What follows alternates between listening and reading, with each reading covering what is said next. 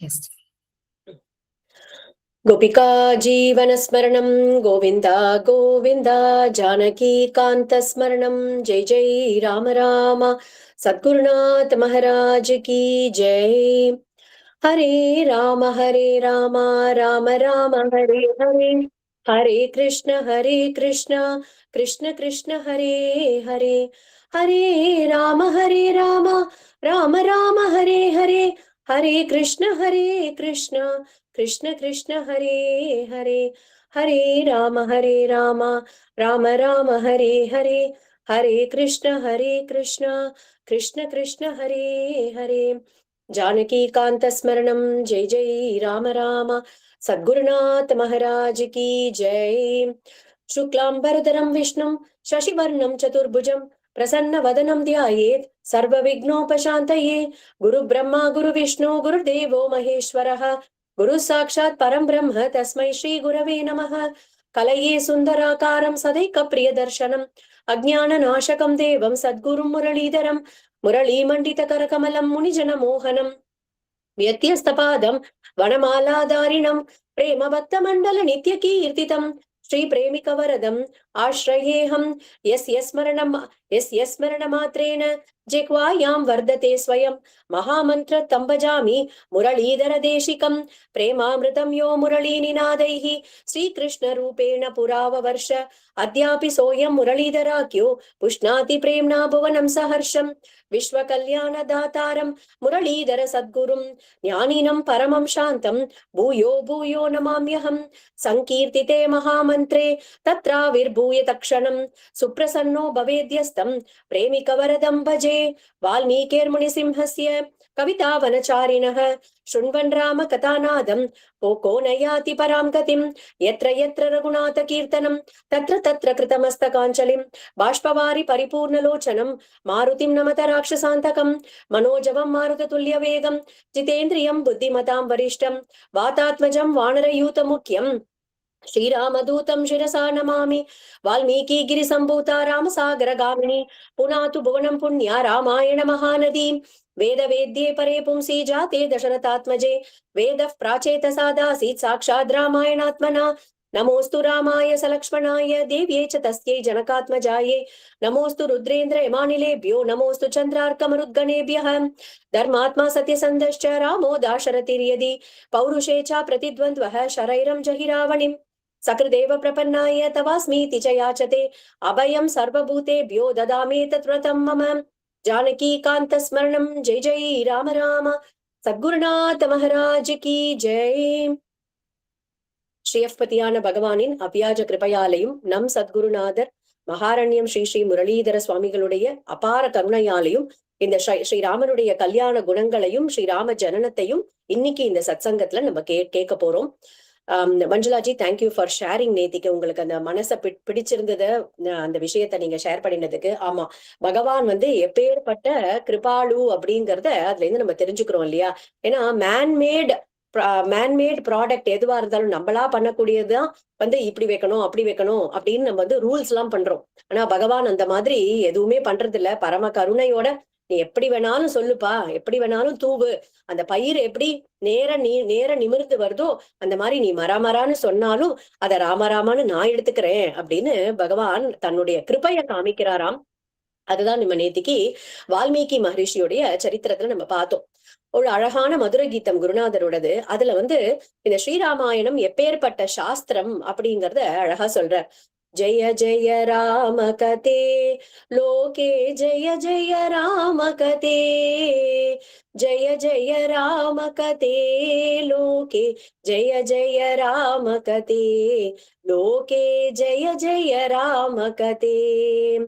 पवमान सुत प्रभु पावन चरिते, जय जय राम कथे। भक्ति प्रपत्ति कैंकर्य शास्त्रे, भक्ति प्रपत्ति कैंकर्य शास्त्रे, जय जय राम कथे लोके, जय जय राम कथे। ராமச்சரித்திரம் எப்பேற்பட்டது, ராம காவியம் எப்பேற்பட்டது அப்படின்னா இந்த சாஸ்திரம் பக்தி பிரபத்தி கைங்கரிய சாஸ்திரம் அப்படின்னு அழகா சொல்ற. முதல் ஸ்டெப் அப்படிங்கிறது வந்து நம்ம பக்தின்னு சொல்றோம். அந்த பக்தி படிப்படியா வளரச்சே பிரபத்தின்னு சொல்லக்கூடிய சரணாகதியில கொண்டு போய் விடுறது. அந்த சரணாகதியுடைய பயன் என்ன அப்படின்னா, பிரபத்தியோட பலன் என்ன அப்படின்னா கைங்கரியம். இந்த மூணையுமே காட்டக்கூடிய ஒரு ஒரு அழகான ஒரு கிரந்தம், ஒரு ஒரு சாஸ்திரம் தான் இந்த ஸ்ரீராமாயணம் அப்படின்றது. கைங்கரியம்னாலே என்ன அப்படின்னு பார்த்தோம்னா, கிம் கரோமி, கையால பண்றது கைங்கரியம் அப்படின்னு இருந்தாலும் அதுக்கு கரெக்டான வியுற்பத்தி எது அப்படின்னு பார்த்தோம்னா, கிம் கரோமி கிம் கரோமி, நான் என்ன பண்றது என்ன பண்றது என்ன சேவை பண்றது என்ன சேவை பண்றதுன்னு துடிப்போட இருக்கணுமாம் எப்போதுமே.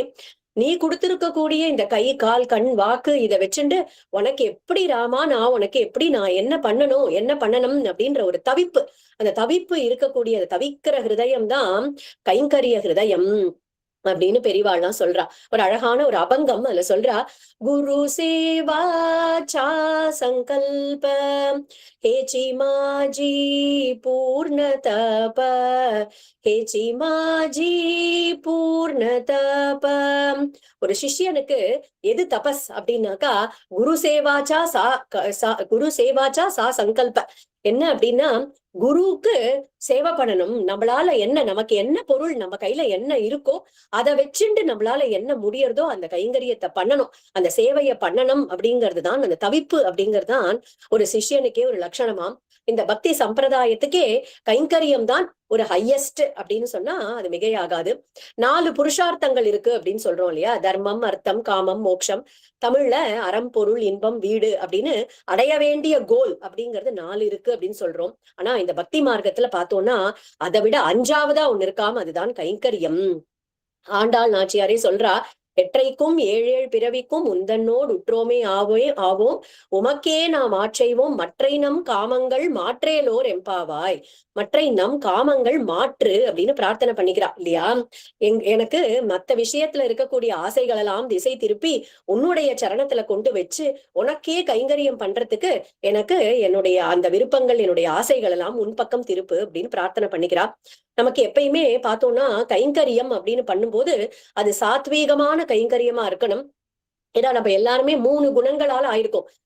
சத்வம் ரஜஸ் தமஸ் அப்படின்னு அந்த 3 குணங்களுமே வேணுமா. எப்படி அப்படின்னாக்கா, ஒரு ஒரு கைங்கரியம் பண்ணும்போது அது சாத்வீகமான ஒரு சத்துவ குணத்தோட இருக்கக்கூடிய ஒரு கைங்கரியமா இருக்கணும். அதே மாதிரி ஒரு குருநாதருக்கோ ஒரு கோவில்லையோ ஒரு கைங்கரியம் அப்படின்னு எடுத்துட்டோம் அப்படின்னா அதை நம்ம வந்து பண்ணியே அதை வந்து முழுசா முடிக்கிற வரைக்கும் ஓயக்கூடாது.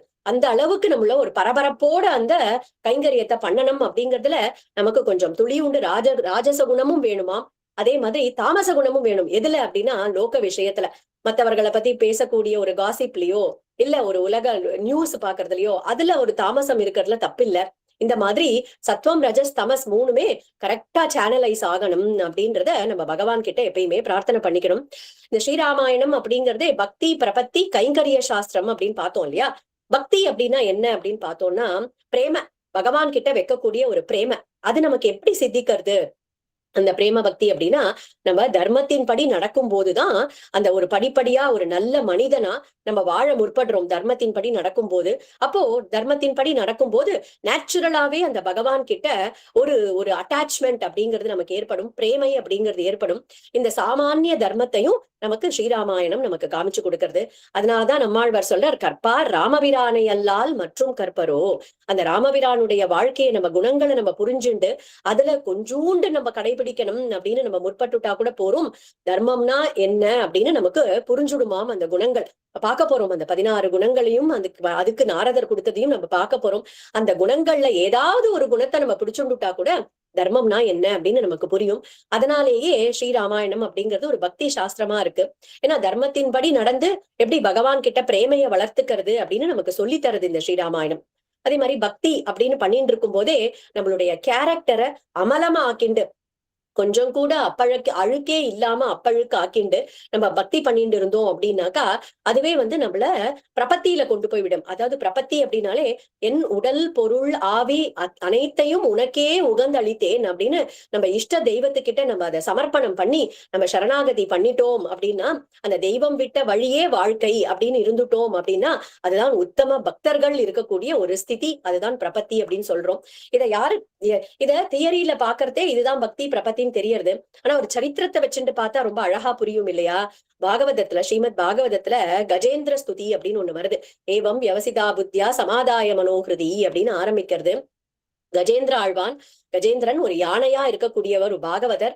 அவர் பண்ணக்கூடிய ஒரு அழகான ஒரு ஸ்துதி, அது கஜேந்திர ஸ்துதி. இந்த கஜேந்திரன் என்ன பண்றாராம், அவருக்கு பூர்வ ஜென்மத்துல தான் ஒரு ராஜாவா இருந்தது அது எல்லாமே ஞாபகத்துக்கு வருது. எப்போ அப்படின்னா, அந்த முதல்ல தன்னுடைய காலை பிடிச்சுண்டு அந்த அந்த அந்த அந்த இதுல இதுல பிடிச்சு இழுக்கிறது, அந்த நதியில பிடிச்சு இழுக்கும் போது, அப்போ இதுவும் போராடுறது இந்த கஜேந்திரனும். அப்போ கொஞ்சம் கொஞ்சமா அதுக்கு தன்னுடைய ஸ்திதி என்ன, தன்னுடைய நிலை என்ன அப்படிங்கிறது புரியறதாம். அது புரிஞ்சுட்டு தனக்கு ஒரு கஷ்டம்னு வரும்போது கூட இருக்கக்கூடிய பந்து மித்திரர்கள்லாம் தன்னை விட்டுட்டு போயிட்டார்களே அப்படின்னு மனசுல தோணினாலும் அதனால ஒரு காழ்ப்புணர்ச்சி வரலையாம். அதான் ஏவம் வியவசிதா புத்தியா சமாதாய மனோகிருதி, தன்னைத்தானே சமாதானப்படுத்திட்டுதான் வாழ்க்கைனா இப்படிதான் இருக்கும் அப்படின்னு தன்னுடைய புத்தியை சரி பண்ணிட்டுதான் அந்த கஜேந்திரன். அதுக்கப்புறம் இந்த முதலையோட 1000 வருஷங்களா நம்ம சண்டை போட்டு இருக்கோமே, நமக்கு இந்த முதலை கிட்டே இருந்து ஒரு விடுதலையும் கிடைக்க மாட்டேங்கிறது, நமக்கு மரணமும் ஏற்பட மாட்டேங்கிறது. அப்படின்னா இந்த மரணம் அப்படிங்கறதே ஒருத்தரை பார்த்து பயப்படுறது. இந்த மரணம் பயப்படக்கூடிய ஒரு அரணம் அப்படிங்கிறது ஒருத்தர் இருக்கணும்.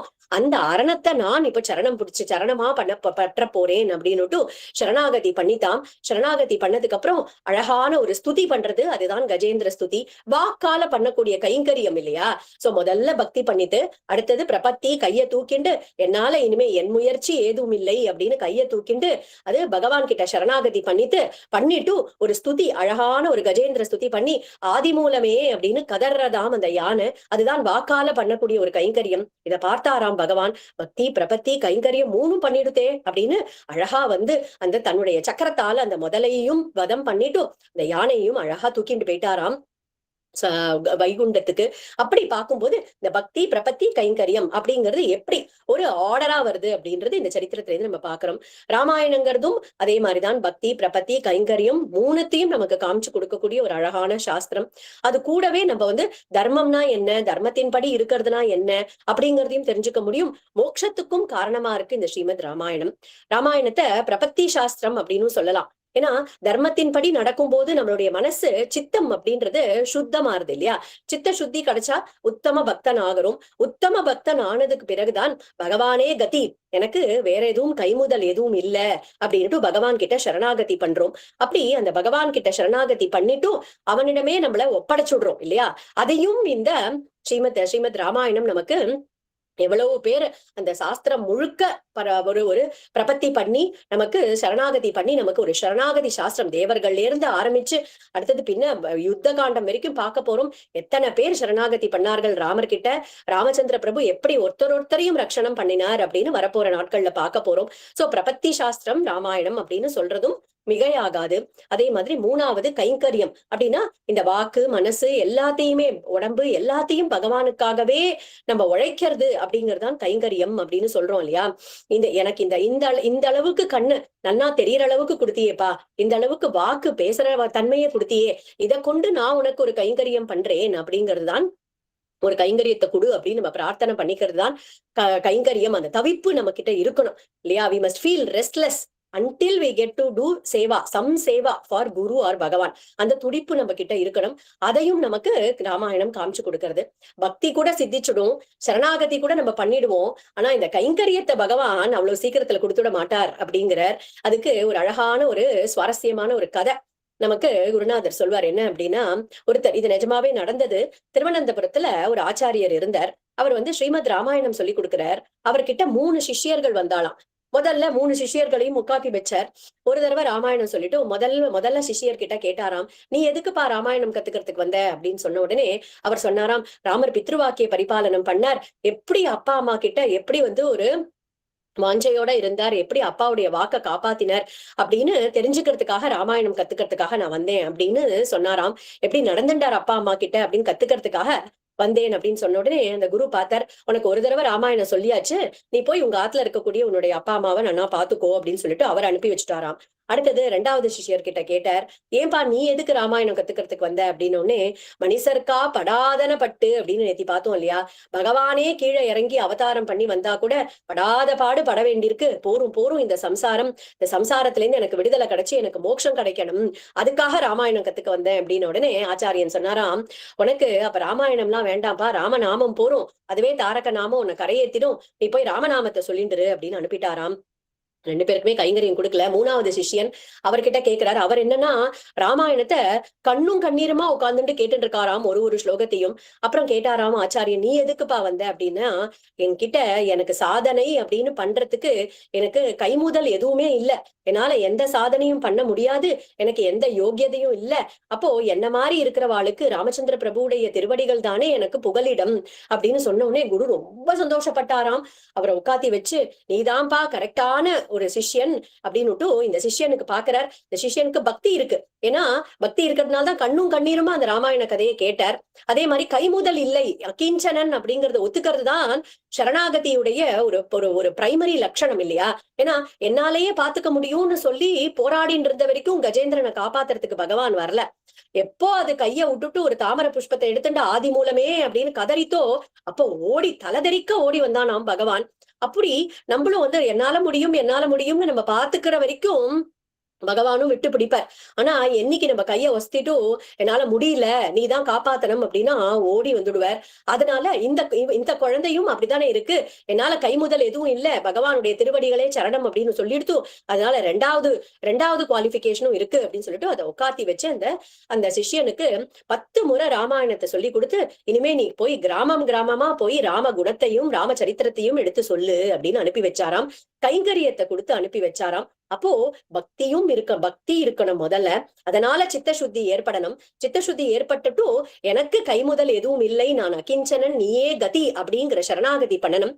அதுக்கப்புறமா பகவான் கைங்கரியம் கொடுக்கிறார் அப்படிங்கறது இந்த கதையில இருந்து நம்ம தெரிஞ்சுக்கிறோம்.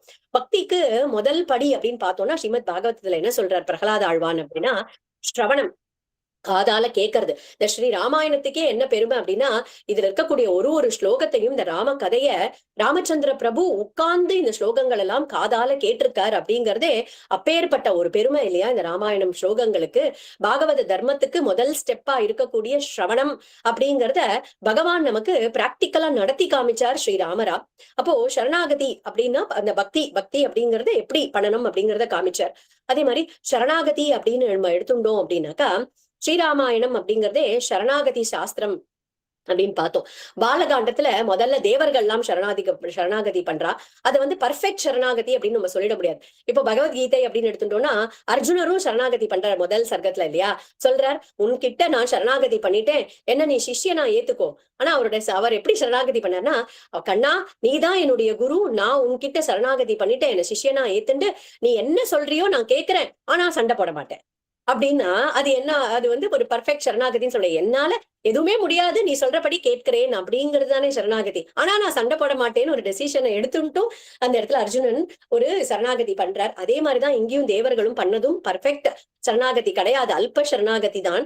ஆனாலும் பகவான் அதை ஏத்துண்டு நானே தசரதனுடைய புத்திரரா வரப்போறேன் அப்படின்னு சொல்ல போறார். அந்த இடத்துல ஒரு அந்த அந்த அல்ப சரணாகத்திலேருந்து ஆரம்பிச்சு 6 காண்டங்கள் ப்ரொசீட் ஆகி போகும்போது பார்த்தா யுத்த காண்டத்துல வரக்கூடிய விபீஷ்ண சரணாகதி இருக்கு இல்லையா, அதுதான் பர்ஃபெக்ட் வசந்ததான ஒரு சரணாகதி. அப்படி காமிக்க போறார், படிப்படியா எடுத்துட்டு போய் நமக்கு காமிக்க போறார். தேவர்கள் மாதிரி. ஆனா என்ன காமிக்கிறார் அப்படின்னா, தேவர்கள் மாதிரி நீ பண்ணினா கூட பரவாயில்ல, ஆனா அது பண்ணக்கூடாது அப்படின்னு இல்ல. தேவர்கள் மாதிரி நீ ஒரு சரணாகதி பண்ணினா கூட பரவாயில்ல, நான் உன்னை ஏத்துக்கிறேன். சக்கரதேவ பிரபன்னாய தவாஸ்மீதி யாஜதே, ஒரு தடவை நீ சரணம்னு சொல்லிட்டா கூட போறோம், உனக்காக நான் ஓடி வரேன் அப்படின்னு பகவான் தன்னுடைய பெருமையை காண்பிச்சு படிப்படியா உயர்த்திண்டே போய் விபீஷண சரணாகதியில ஒரு உத்தம பூர்ண சரணாகதியை காமிக்கிறார். ராமாயணம் அப்படிங்கிறது பிரபத்தி சாஸ்திரமாகவும் இருக்கு அப்படிங்கிறது இதுல தெரியாது. அதே மாதிரி நேத்திக்கே பார்த்தோம் ராமாயணத்தை தத்துவங்கள் கொட்டி கிடக்கு அப்படின்னு. அதே மாதிரி ஒருத்தரும் எப்படி ராம கைங்கரியம் பண்ணினா, சம்பாதியிலேருந்து ஆரம்பிச்சு ஆஞ்சநேயர்ல இருந்து ஆரம்பிச்சு சுக்ரீவன்ல இருந்து ஆரம்பிச்சு அத்தனை பேர் ராம கைங்கரியம் பண்ணிருக்கா. கபந்தன் எல்லாருமே ராம கைங்கரியம் பண்ணிருக்கா இல்லையா? அப்படி ஒருத்தரும் பண்ணின ராம கைங்கரியத்தை பார்க்கும்போது நமக்குமே ஒரு இன்ஸ்பிரேஷன் வரும், ராமருக்கு கைங்கரியம் பண்ணணும்னு. அப்போ கைங்கரிய சாஸ்திரமாகவும் இருக்கு ஸ்ரீமத் ராமாயணம் அப்படின்றது தெரியறது. நேத்திக்கு நம்ம கதையில பார்த்தோம், வால்மீகி தன்னுடைய ஆசிரமத்துல இருக்கும்போது நாரத மகரிஷி அங்க வந்தார். வால்மீகி அவருக்கு அர்க்கியம் பாத்தியம் எல்லாம் கொடுத்துட்டு, ஆசனம் எல்லாம் கொடுத்துட்டு கேட்கிறார். ஃபர்ஸ்ட் ஸ்லோகம் சொல்றார், தபஸ்வாத்தியாய நிரதம் தபஸ்வி வாக்விதாமரம் நாரதம் பரிபப்ரச்ச அப்படின்ற ஒரு ஸ்லோகத்தை, ரொம்ப அழகான ஒரு ஸ்லோகம். அதை நம்ம நேத்திக்கு பார்த்தோம். அதுல 6 லட்சணங்கள் குருவுக்கு சொன்னார் அப்படின்னு பார்த்தோம். குரு அப்படிங்கிறவர் எப்படி இருக்கணும் அப்படின்னா, தபஸ்ன்னு சொல்லக்கூடிய அந்த ஞானமும் இருக்கணும், அனுஷ்டானமும் இருக்கணும், அதே மாதிரி சாஸ்திரங்களை அத்தியாயனம் பண்ணிருக்கணும், அத அனுபூதியில கொண்டு வந்தவரா இருக்கணும், வாக்மி அதை எடுத்து சொல்லக்கூடியவரா இருக்கணும், மனநசீலரா இருக்கணும், பகவான நம்ம கிட்ட கொண்டு வந்து சேர்க்கக்கூடியவரா இருக்கணும் அப்படிங்கிற லட்சணங்கள்லாம் குருவுடைய லட்சணமா இருக்கு அப்படின்ற அந்த ஸ்லோகத்துல பார்த்தோம். அப்போ நாரத மகரிஷி கிட்ட கேட்கிறார் வால்மீகி மகரிஷி. அந்த வால்மீகிக்கு நாரதரே குருவா இருந்துட்டார். குருவா ஆயிட்டு குரு ஆன உடனே கேட்கிறாராம், 16 குணங்கள் கேட்டார் அப்படின்னு பார்த்தோம். அப்போ வால்மீகி கேட்கிறார், இப்போ இருக்கணும், இந்த லோகத்துல இருக்கணும், நீங்க வந்து வைகுண்டத்துல இருக்கார், இல்ல ஸ்ரீராப்தியில இருக்கார், தேவலோகத்துல இருக்காரு அப்படின்லாம் சொல்லக்கூடாது. இந்த லோகத்துல இருக்கணும், இப்போ இருக்கணும், நான் போனா பார்க்க கூடியவரா இருக்கணும், அவர்கிட்ட இந்த 16 குணங்கள் இருக்கணும். என்னென்ன அப்படின்னா, குணவான் ஒருத்தர், அவர்கிட்ட குணவான், அவர் பெரிய நிறைய கல்யாண குணங்கள் நிறைஞ்சவரா இருக்கணும், வீரியவான் நல்ல வீரியம் உடையவரா இருக்கணும், தர்மம் தெரிஞ்சவரா இருக்கணும், கிருத்தஜ்ஞக அதாவது நன்றி உணர்ச்சியோட, கிரேட்ஃபுல் அப்படின்றோட கிராட்டிடியூடோட இருக்கிறவரா இருக்கணும், சத்தியத்தையே பேசக்கூடியவரா இருக்கணும், திருடவிரதக டிட்டர்மினேஷன், ஒரு எடுத்த காரியத்துல கண்ணும் கருத்துமா பண்ணக்கூடிய ஒரு திருடவிரதனா இருக்கணும், அதே மாதிரி நல்ல சாரித்திரத்தோட இருக்கக்கூடியவரா இருக்கணும், எல்லா சர்வபூதேஷு கோஹிதக எல்லா ஜீவராசிகளுக்கும் ஹிதத்தையே கோரக்கூடியவரா இருக்கணும், வித்வான் நல்ல வித்வானா இருக்கணும், சமர்த்தரா இருக்கணும், பார்த்தாலே பிரியம் ஏற்படுற மாதிரி இருக்கணும், ஆத்மாவானா இருக்கணும், குரோதம் அப்படின்னு சொல்லக்கூடிய கோபத்தை ஜெயிச்சவரா இருக்கணும், நல்ல தேஜஸோட இருக்கக்கூடியவரா இருக்கணும், கஸ்ய பிப்யதி தேவாஷ ஜாதரோஷஸ்ய சம்யுகே அப்படின்னு, யாருக்கு கோபம் வந்தா தேவர்கள் கூட எதிர்த்து நிற்க முடியாதோ அப்பேற்பட்ட ஒருத்தரை உங்களுக்கு தெரியுமா அப்படின்னு உடனே, இக்ஷ்வாகு வம்ச பிரபவோ ராமோ நாம ஜனை ஸ்ருதஹ நியதாத்மா மகாவீரியோ துதிமான் திருதிமான் வஷி.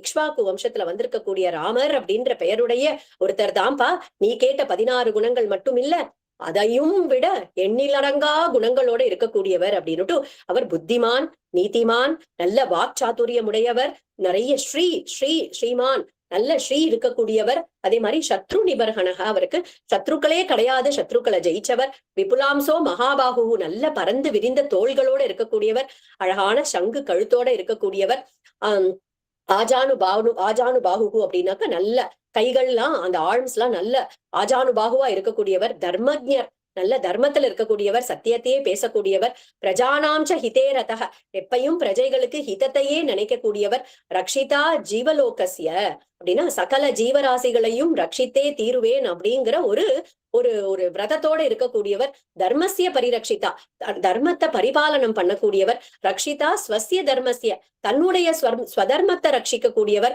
ஸ்வஜனசிய ரக்ஷிதா ஸ்வஜனங்களுடைய தர்மத்தை ரட்சிக்கிறதுக்கு அவர்களுக்கு என்ன வேணுமோ அதையும் செஞ்சு கொடுக்கக்கூடியவர், வேதாங்க தத்துவங்கியம் வேதங்கள் 4 வேதங்கள் அதற்கு இருக்கக்கூடிய 6 அங்கங்கள் எல்லாத்தையும் நன்னா கற்று தேர்ந்தவர், சமுத்திர இவ காம்பீரியே ஒரு சமுத்திரம் அப்படின்னு பார்த்தா சமுத்திரத்தை ஆழம் காண முடியாது அப்படின்னு சொல்லுவா இல்லையா, அதே மாதிரி இவருடைய கம்பீரம் எப்பேற்பட்டது அப்படின்னா, ராமருடைய மனசுல அந்த என்ன ஓடுறது அப்படிங்கிறத யாராலையுமே புரிஞ்சுக்க முடியாது. அப்படி ஒரு கம்பீர புருஷர், தைரியேன ஹிமவான் இவ ஹிமவத் பர்வதம் எப்படி தைரியம் எப்படி அசைக்க முடியாததா இருக்கோ அந்த மாதிரி இருக்கக்கூடியவர், திருடமானவர்.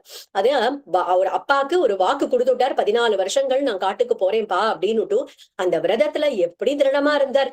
பரதர் வரார், கைகேயி வரா, கௌசல்யா அம்மா வரா, பௌரஜனங்கள் வரா, வசிஷ்டர் வரார், ஜாபாலி வரார், எல்லாரும் கூப்பிடுறா அந்த சித்திரக்கூடத்துல, திரும்பி வரமாட்டேன் அப்படின்னு தன்னுடைய விரதத்துல திருடமா இருந்தார் இல்லையா. அப்படி தன்னுடைய சாரித்திரத்தினால காமிக்கிறார், தைரியேன ஹிமவானிவ சோமவத்து பிரியதர்ஷனக சந்திரனை பார்க்க அழுக்காதாம். எப்பயுமே கவிஞர்கள் 3 விஷயங்கள் சொல்வா இல்லையா, 3 விஷயங்கள் நமக்கு பார்த்தாலே அழுக்காவே அழுக்காது பார்க்க. என்ன அந்த 3 விஷயங்கள் அப்படின்னா, யானை, அந்த யானை அப்படி கம்பீரமா அந்த யானை அந்த கஜகதியில நடந்து வரக்கூடிய யானை, அதே மாதிரி சமுத்திரம் அதுவும் பார்க்க அழுக்காது, சோமவத்து அப்படின்னு சொல்லக்கூடிய சந்திரன் அதையும் நமக்கு பார்த்தாலே பார்த்துட்டே இருக்கணும் அப்படின்னு தோணுமாம் அப்படின்னு கவிஞர்கள் சொல்றா. ஏன் இந்த 3த்துக்கும் இப்பேற்பட்ட ஒரு பெருமை பிரியமா இருக்கு எல்லாருக்கும் அப்படின்னா, ராமருடைய இருக்கு இல்லையா, அந்த ஒரு கெயிட் அப்படின்னு சொல்லுவோம் இல்லையா, அந்த கதி கஜகதியில நடக்கக்கூடியது, அதுல இருந்துதான் யானை வந்துதாம். அதனால யானைய பார்த்தா எல்லாருக்கும் பிரியமா இருக்கும். அதே மாதிரி ராமருடைய கல்யாண குணங்களே தான் சமுத்திரம் ஆயிடுதாம். அதனால சமுத்திரத்தை பார்த்தா நமக்கெல்லாம் ரொம்ப பிரியமா இருக்காம். ராமருடைய முகத்திலேருந்து தான் சந்திரன் வந்துதாம். அதனால சந்திரனை பார்த்தாலும் பிரியமா இருக்காம். எல்லாத்துக்குமே ராமருடைய ஒரு சம்பந்தம் இருக்கிறதுனாலதான் இந்த யானை, சமுத்திரம், சந்திரன் எல்லாத்துக்குமே இப்பேற்பட்ட ஒரு பெருமை கிடைச்சிருக்கு அப்படின்னு அழகா சொல்றார்கள். சோமவத்து பிரியதர்ஷனக சர்வலோக பிரிய சாது அதீனாத்மா விசக்ஷணக சர்வதாபி கதஹ சத்பிஹி சமுத்திர இவ சிந்துபிஹி. எப்படி சிந்து அப்படின்னாக்கா நதிகள், நதிகளுக்கெல்லாம் புகலிடமா இருக்கிறது சமுத்திரம் அப்படின்னு சொல்றோம் இல்லையா. நதிகள்லாம் சமுத்திரத்தை நோக்கியே எப்படி பாயறதோ அப்படி சாதுக்கள், ரிஷிகள், முனிவர்கள் எல்லாருக்கும் ராமரை நோக்கியே வந்துட்டு இருக்காளாம். எல்லாரும் ஆரண்ய காண்டத்துல இருந்து பார்க்க போறோம். எப்படி எல்லாரையும் ஆகர்ஷணம் பண்ணி அப்படி இருந்தாரு எப்படி ராமச்சந்திர பிரபு அப்படின்னு. ரிஷிகள்லாம் ஓடி வரா, முனிவர்கள்லாம் ஓடி வரா, ராமர் கூடயே இருக்கணும் அப்படின்னுட்டு. சோ எப்படி நதிகள் அப்படின்னு எடுத்துட்டோம் அப்படின்னா, நதிகளுக்கு பதி அப்படின்னு சொல்லுவா சமுத்திரத்தை. பதினா ஹஸ்பண்ட், ஹஸ்பண்ட் சமுத்திரம். அதே மாதிரி விதினா டெஸ்டினி, அது போய் சேரக்கூடிய டெஸ்டினியும் அந்த சமுத்திரமா தான் இருக்கு. நிதி ப்ராஸ்பெரிட்டி, அந்த நதி போய் அந்த கடல்ல சேர்ந்துடுத்து அப்படின்னா அதுக்கு நிதியா இருக்கு. அதே மாதிரி இந்த நதிகளுக்கு கதியாகவும் ரெஃப்யூஜாகவும் இருக்கக்கூடியது இந்த சமுத்திரம் தான். அதே மாதிரி சாதுக்கள், சாது ஹிருதயத்தோட இருக்கக்கூடியவர்கள், முனிவர்கள், ரிஷிகள் எல்லாருக்குமே பத்தியாகவும் கதியாகவும் நிதியாகவும் எல்லாமா விதியாகவும் இருக்கக்கூடியது இந்த ராமச்சந்திர பிரபுவுடைய திருவடிகள் தான் அப்படின்னு இந்த ஸ்லோகத்துல காமிக்கிறார் நாரத மகரிஷி. அதனால்தான் இந்த சுக மகரிஷியையும் ஆகர்ஷணம் பண்ணித்து இந்த ராமருடைய குணங்கள் அப்படின்னு பார்த்தோம். 2 சர்க்கத்துல 9வது ஸ்கந்தத்துல வருஷுட்டார் அப்படி ராமருடைய கதைய. அதுல வால்மீகி மகரிஷி சொல்லாத ஒரு விஷயத்த கூட சுக மகரிஷி தன்னுடைய ஹிருதயத்துல அந்த ஸ்புரணம் ஏற்பட்டு சொல்றாரு. அத ஒரு ஸ்லோகத்துல என்ன சொல்றாருன்னா, ராமச்சந்திர பிரபு சீதாமாவும் காட்டுக்கு கிளம்புறதுக்கு ரெடியா இருக்காளாம். அப்போ நிறைய தான தர்மங்கள்லாம் பண்றா. அப்ப சீதாமா பண்ணக்கூடிய தானம் எப்படி இருந்ததுன்னு, இத்யயம் ததலங்கார வாசோபியாம் அவசேஷிதः ததா ராஜ்ஞபி வைதேகி சௌமங்கல்யாவசேஷிதா. தன்னுடைய சௌமங்கல்யம்னு சொல்லக்கூடிய இந்த திருமங்கல்ய சரண தவிர எல்லாத்தையும் தானமா கொடுத்துட்டாலாம் அந்த சீதாமா காட்டுக்கு 14 வருஷம் கிளம்புறதுக்கு முன்னாடி. இது வால்மீகியுடைய ஹிருதயத்துல கூட தோணல. ஆனா பரமகிருஷ்ண பக்தரா இருக்கக்கூடிய சுக மகரிஷியுடைய ஹிருதயத்துல ஸ்புரணம் ஏற்பட்டு இந்த ஸ்லோகத்தை சொல்லியிருக்காரு அப்படின்னா, அதனாலதான் தியாகராஜ சுவாமிகளும் தன்னுடைய முதல் கீர்த்தனத்துல சுகனுதாய தீனபந்தவே அப்படின்னு பாடுறார். இந்த தீனபந்துவா இருக்கக்கூடிய ராமச்சந்திர பிரபு, அந்த ராமச்சந்திர பிரபு எப்படி இருக்கார் அப்படின்னா, சுக மகரிஷியுடைய ஹிருதயத்துக்கு ரொம்ப பிரியமானவரா இருக்கார். ஏன்னா சுக மகரிஷியையே இழுக்கிறார் இவர் அப்படின்னு பார்த்தோம்னா, அப்பேற்பட்ட கிருஷ்ண பக்தர் அவர் ராமருக்காக இப்படி ஒரு தனி இடத்தை தன்னுடைய ஹிருதயத்துல கொடுத்திருக்காரே அப்படின்னுட்டு அவரை வச்சுட்டே முதல் கீர்த்தனை பாடினாராம் தியாகராஜ சுவாமிகள். ராம பட்டாபிஷேகம் அப்படின்னு பார்க்க போறோம். அதை எடுத்துட்டோம் அப்படின்னா அது என்ன பட்டாபிஷேகம் அப்படின்னா, ராம குணங்கள், அந்த குணங்களுக்கு பண்ணின சாம்ராஜ்ய பட்டாபிஷேகம் தான் ராம பட்டாபிஷேகம். குரத்தாழ்வார் வரதராஜ ஸ்தவத்துல ரொம்ப அழகான ஒரு ஸ்லோகத்துல சொல்றார், குணாயத்தம் லோகே குணிஷு ஹிமதம் மங்கள பதம் விபர்யஸ்தம் ஹஸ்தி க்ஷிதிதரபதே தத்வயி புனஹ குணாஹ சத்ய ஞான பிரவృతய உத த்வத்கததயா சுபி பூயம் யாதா இதிஹி நிரணைஷ்ம ஸ்ருதிவசாத். என்ன சொல்றாரு அப்படின்னா, குணங்கள் நம்ம ஒருத்தர்கிட்ட இருக்கக்கூடிய குணங்களை பார்த்துதான் அவர்கள் மேல ஒரு பிரியம் வரும் இல்லையா. இந்த ஸ்லோகத்துல என்ன சொல்றாருன்னா, கல்யாண குணங்கள் நிரம்பினவால இந்த லோகத்துல உள்ளவர்கள்லாம் ரொம்ப மரியாதையோட கொண்டாடுறா. ஆனா இந்த குணங்கள் சாதாரண குணங்களா இருந்தது. வரதர் கிட்ட போய் அடைக்கலம் புகுந்து சரண் புகுந்து அப்புறம்தான் இந்த குணங்கள்லாம் கல்யாண குணங்கள் ஆயிருக்கு. ஒருத்தர்கிட்ட இருக்கக்கூடியதெல்லாம் குணங்கள் தான், ஆனா பகவான் கிட்ட அந்த குணங்கள் போய் சரணம் அடையும் போது அது கல்யாண குணங்கள் ஆறுது. இதே மாதிரிதான் ராமர் கிட்டையும் இந்த 64 குணங்களும் ராமரை போய் சரணடைஞ்சிருக்கு. அந்த குணங்கள் எப்படி கல்யாண குணங்கள் ஆச்சோ வரதராஜ பெருமாள் கிட்ட போய் சரணடைஞ்சதுனால, அதே மாதிரி இந்த குணங்களும் ராமரை சரணடைஞ்சிருக்கு, சரணாகதி அடைஞ்சிருக்கு. அதனாலதான் ராமர் அப்படின்னு சொன்னாலே நமக்கு அந்த உள்ளம் அப்படிங்கிறது உருகிறது, நமக்கு பிரியம் அப்படிங்கிறது உண்டாகிறது அப்படின்னு வரதராஜ ஸ்தவத்துல ரொம்ப அழகான ஒரு ஸ்லோகம். எப்படி குணங்கள் கல்யாண குணங்கள் ஆச்சே ராமர் அண்டியதால அப்படின்னு காமிக்கிறார். சோ நாரத மகரிஷி இந்த இடத்துல கல்யாண குணங்களை சொன்னார். அதே மாதிரி ராம கதை முழுக்க சங்கேப ராமாயணமா எடுத்து சொல்லிட்டு அங்க இருந்து கிளம்பி போயிட்டார். நேத்திக்கே பார்த்தோம், ஸ்ரீமத் பாகவதத்துல எடுத்த இடத்துல எல்லாம் பலஸ்ருதி சொல்லியிருப்பா. ஆனா இந்த ஸ்ரீராமாயணத்துல 6 இடங்கள்ல தான் சொல்றார். அதுல ஒண்ணு இந்த சங்கேப ராமாயணம். அப்பேற்பட்ட பெருமை வாய்ந்தது இந்த சங்கேப ராமாயணம். முதல் காண்டம் பாலகாண்டத்துல இருக்கக்கூடிய முதல் சர்க்கம். அதுல கடைசியா முடிக்கும் போது சொல்றா, இதம் பவித்ரம் பாபக்னம் புண்ணியம் வேதைச்ச சம்மிதம் எஃப் பட்டேத் ராமச்சரிதம் சர்வ பாபைஹி பிரமுச்சியதே. இதம் பவித்ரம், இந்த பவித்திரமான பாவத்தை போக்கக்கூடியதான வேதைஷ்ட சம்மிதம், வேதத்துக்கு சமமா இருக்கக்கூடியதுமான இந்த ராமச்சரித்திரத்தை யாரெல்லாம் கேட்கிறார்களோ சர்வ பாபைஹி பிரமுச்சியதே, அவர்களுடைய சர்வ பாபங்களும் நிவர்த்தியாருது. பட்டன் த்விஜோவா கிருஷபத்வமீயாத் ஸ்யாத் க்ஷத்ரியோ பூமி பதித்வமீயாத் வணிக் ஜன பண்ய பலத்வமீயாத் ஜனஷ்ட சூத்ரோபி மகத்வமீயாத். யார் பிராமணர்கள் படிக்கிறா அப்படின்னாக்கா அவர்களுக்கு நல்ல வாக்கு வன்மை ஏற்படுறது. க்ஷத்திரியர்கள் இதை பாராயணம் பண்ணினார்கள் அப்படின்னாக்கா பூமி பத்தி, அவர்கள் பூமிக்கு பத்தி ஆகிறார்கள். அதே வியாபாரத்துல இருக்கக்கூடியவர்கள் பண்ணா அவர்களுக்கு வியாபாரம் நன்னா விருத்தி ஆறுது. 4வது வர்ணத்துல இருக்கக்கூடியவர்களுக்கு சர்வ மங்களங்களும் பெருமைகளும் ஏற்படுறது அப்படின்னு அழகான ஒரு பலஸ்ருதி இந்த சங்கேப ராமாயணத்துக்கு சொல்லியிருக்கா. அடுத்தது 2வது எங்க அப்படின்னாக்கா குமார சம்பவம் அப்படின்னு 37வது சர்க்கம் பாலகாண்டத்துல, அங்கேயும் பலஸ்ருதி சொல்றா. அடுத்தது கங்காவதரணம், அது அந்த கங்கை எப்படி பூமிக்கு சொல்லும் போது 44வது சர்க்கத்துல அதுக்கு ஒரு பலஸ்ருதி சொல்லியிருக்கார். அங்கே இருந்து விட்டா நேர யுத்த காண்டத்துல ஆதித்ய ஹிருதயத்துக்கு அழகா ஒரு பலஸ்ருதி சொல்றா. அதே மாதிரி யுத்த காண்டம் 120வது சர்க்கத்துக்கு ஒரு பலஸ்ருதி, அதே மாதிரி ராம பட்டாபிஷேகத்துக்கு பலஸ்ருதி சொல்றா. அதுல அப்பேற்பட்ட பெருமை வாய்ந்தது இந்த சங்கேப ராமாயணம். அதுதான் நம்ம இப்ப பார்த்தோம். அப்போ அந்த சங்கேப ராமாயணத்தை நாரதர் கிட்ட கேட்டுட்டு வால்மீகி தமசா நதிக்கு கிளம்புறார். தன்னுடைய சிஷ்யனா இருக்கக்கூடிய பரத்வாஜரையும் கூட்டிட்டு கிளம்புறாராம்.